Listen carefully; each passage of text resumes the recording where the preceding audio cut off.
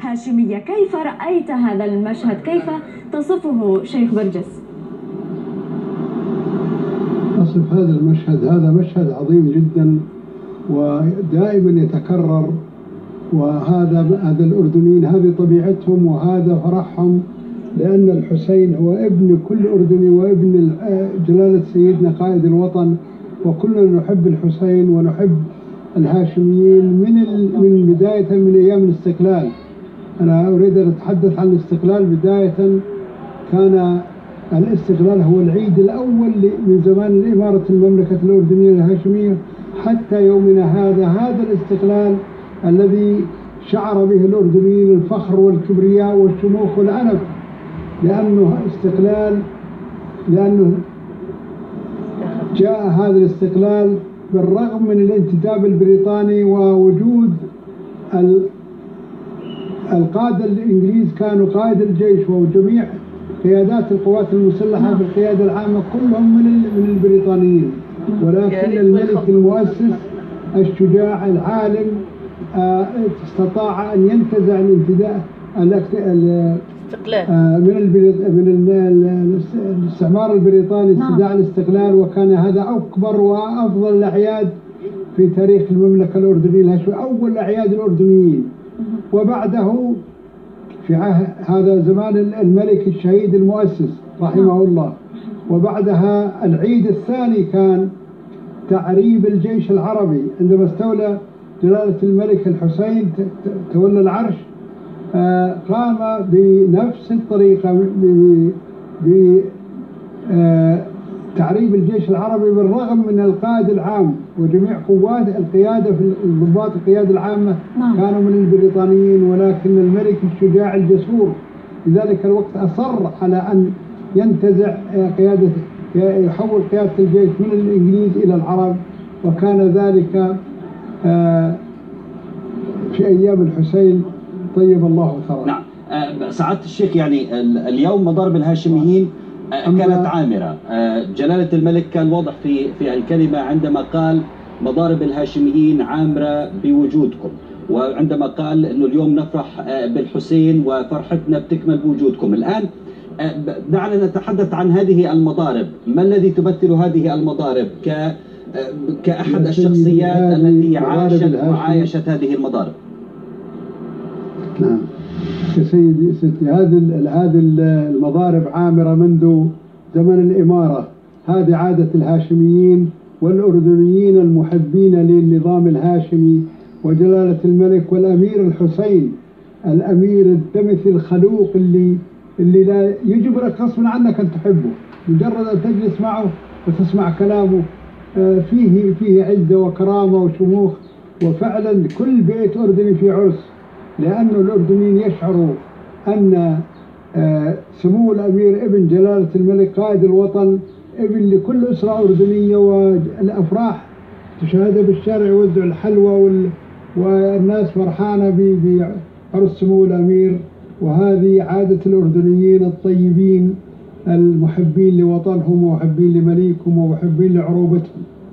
فالحمد لله كان العرس ممتازا، وكان الفرح من العقبة إلى الرمثة، وكل بيت في البادية والأرياف والقرى يشعر سعيدين بهذا العرس الكريم لابن الأردن البار سمو الأمير الحسين بن عبد الله أعزه الله، ونبارك له الفرح ونبارك له الزواج من الآنسة رجوة آل سيف بنت العائلة الكريمة الفخورين بها.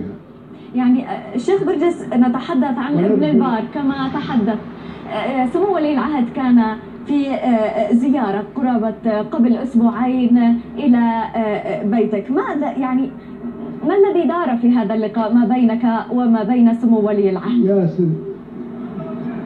يا سيدتي، أنا أول مرة أجلس معه وأقعد معه، لا يمكن إلا أن تحب هذا الشاب، لا يمكن إلا أن تحب غصبا رغم أنفك بتحبه، لأنه طيب وخلوق وأمير بكل ما تحمل الكلمة من معنى. تحدث مع الناس بود، وتحدث مع الحضور ومعي، يعني حسيت إنه فعلا. أنا بذكر جده، خدمت في سلاح الجو الملكي 20 سنة، نفس الأسلوب، نفس أسلوب الحسين يحببك فيه رغم أنفك عندما تجلس معه وتشاهد الخلق الرفيع والكلمات الطيبة اللي هذه.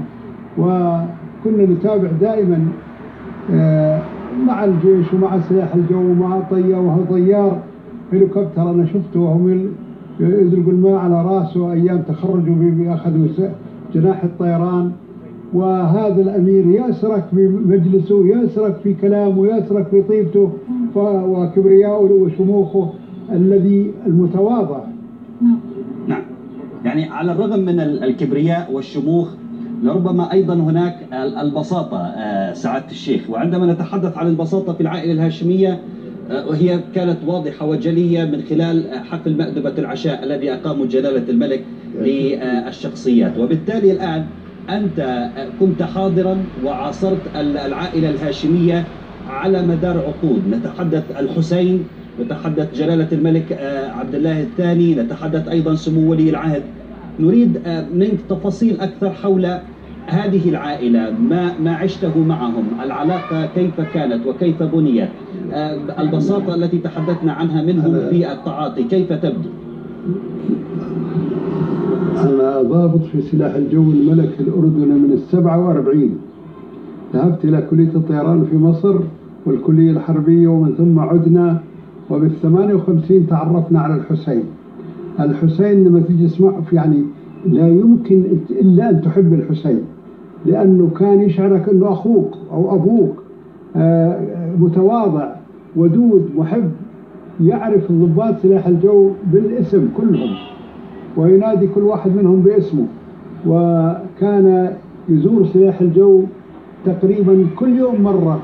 وأيضا تدرب في سلاح الجو، دربه مدرب الله يرحمه الرائد الطيار علي شقم، كان يأتي ويطلع في طائرة هو وياه ويدربه على الطيران. وكان ملك يأسرك بالكلام، يأسرك في طيبته، يأسرك يعني. أنا بذكر أحد الحوادث اللي صارت معه. في طيار متخرج اسمه عبد الجواد الأشهب، خرج من بريطانيا وبحب بنت من الصويلة، فمر من فوق الحمر طيران منخفض ونادوا عليه. المهم بعد طلع جلالة الملك على الطيار، قال لهم لا ترموا عليها، كان الحرس الملكي لا ترموا على الطيارة ما فيها ذخيرة. وبعدين نادوا على الطيار، رجع كمل التشكيلة مع الرف اللي كان طاير فيه ورجع ونزل. ركبت أنا وقائد القاعدة والله يرحم فراس، طلعنا على الطيارة. قال مالك تطلع على الطيارة؟ قلنا بدنا نشوف فيها أي شيء. قال لا ما فيها الحمد لله.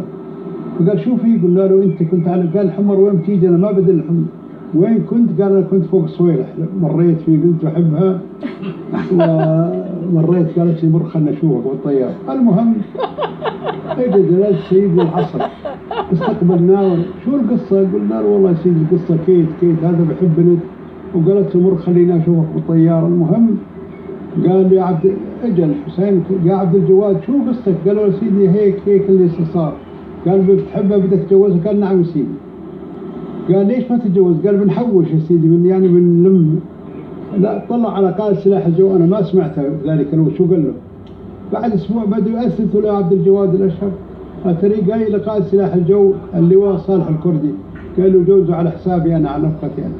وفعلا قام الحسين طيب الله ثرابه قصة رائعة. عبد الجواد الاشهب الروائع يتكلمون الروائع. قبل ان يعاقب او شوفي قديش احسن من تكلم عم الشيخ برجس. كان يجي يتعشى معنا بندوره وخبز. ايه بالله والله العظيم. ايه بالله يعني صح لسانك. في ناس يقولوا الحسين ناعم كثير، الحسين الامير الحسين بن عبد الله. قلت لهم والله يا اخوان انتم شفتونا، لكن انا شفت في نعومة السيف ومضاءه، يعني نعومة الفولاذ وقسوته.